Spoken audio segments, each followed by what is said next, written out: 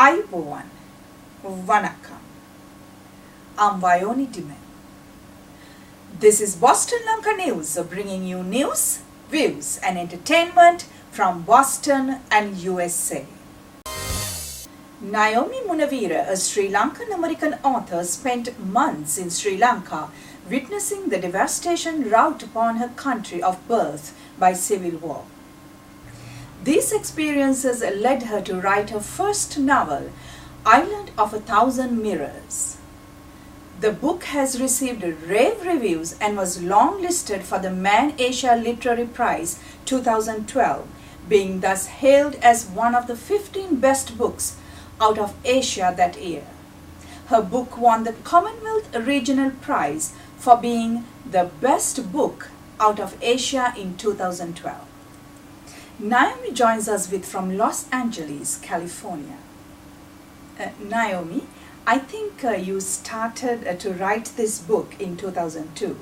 Now, this book revolves around many characters, many settings, many cultures. Of course, this is a fiction, but tell us how this story started forming in your mind and what really made you to write this book. People have asked me this question before, and I think I wrote this book because I wanted to read it. There wasn't, I'm a huge reader. I did most of my studies in English literature, and I've been a reader all my life, and this book didn't exist. Or there have been books about the war, but I wanted to read something that really focused on the Sri Lankan war. And, at that point, that really didn't exist in the way that I desired. So I felt this desire to write it. The situation has definitely changed, and there's a lot more writers dealing with the war and writing about it. So now there's more, but a good decade ago, there just wasn't that much, and I wanted to read this book, so I wrote it. Without giving too much, tell us a little bit about the storyline and maybe about the leading characters in the book. Sure. So the story is focused on two families. One is Sinhala and one is Tamil. The Sinhala family, actually, the main character is talking, and it's two female narrators. So it's the eldest daughter of each family is talking, and the Sinhala family deals with, they grew up in Sri Lanka. There's a few generations of them. And then they actually deal with immigration. So they come to America, and the middle part of the book is about immigration and what it means to come to America as a new immigrant and all the sort of challenges of that. And then it skips to Sri Lanka, where there's this Tamil family going through the war in the active war zone in the north. And also, again, from a female perspective, what that's like to sort of be caught between the army and the tigers and deal with that. And then the end of the book is interspliced. The two women are talking back and forth, not to each other, but their stories have sort of converged by the end. Your book has received rave reviews from sources such as Mother Jones and Psychology Now.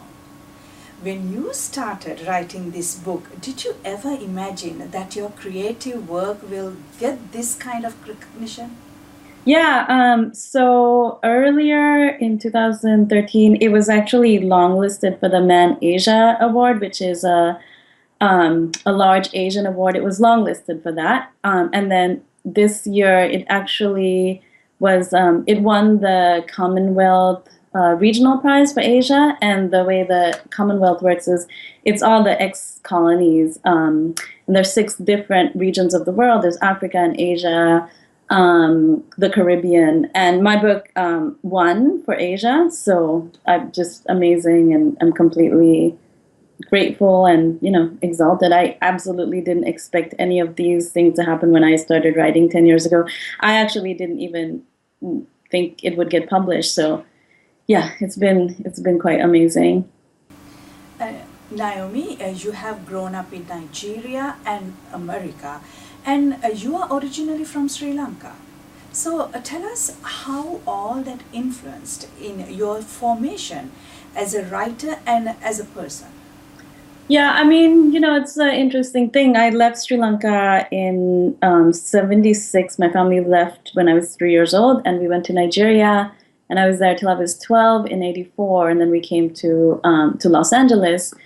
And it's an interesting thing when you have all these different cultures in your background, and you sort of it's definitely alienating because you have to fit into a new place. But I think it's also really a source of strength because you see from a really young age that culture is malleable, and it's there's not just one way of being human. There's like so many different ways of being human. There's so many different stories, and that was really sort of important to my formation as a writer and probably as a human being. And then even as a writer, I think that I'm not sure I would have written this book if I had lived in Sri Lanka, just because it's it's about the war, and like when you're living in it, it's such a presence in your life. It's difficult to sort of get the space you need to write about it. So I'm sure people will write about it, and that will start happening. But for me, I'm not sure I would have done it if I was there. So the sort of space from Sri Lanka was really important to me. Um, so as much as it sort of is a difficult thing, I think it's also quite a strength to have many different cultures. War is not pretty. It's bloody and gruesome. Your characters have experienced the 30-year-old war. Now we know that women and children are the ones who suffer the most in any war. The leading characters in your book are women. So tell me, is it intentional that you wanted to tell the stories from women perspective of the war? Yeah, absolutely. As you said, women and children sort of bear the brunt of this. Men definitely suffer, especially poor men and men that are, in on fighting on the front lines of both sides. Definitely suffer. And I also want to make it clear this book is like not political. It doesn't have. It's not rooting for any side. It's really what it's rooting for is like common people going through really, really difficult, horrific circumstances. So there's no political agenda or political side to it. And yes, women and children do have to bear a lot of the pain. I mean, my characters are female. The Tamil character in the north of the country is sort of undergoing like active warfare.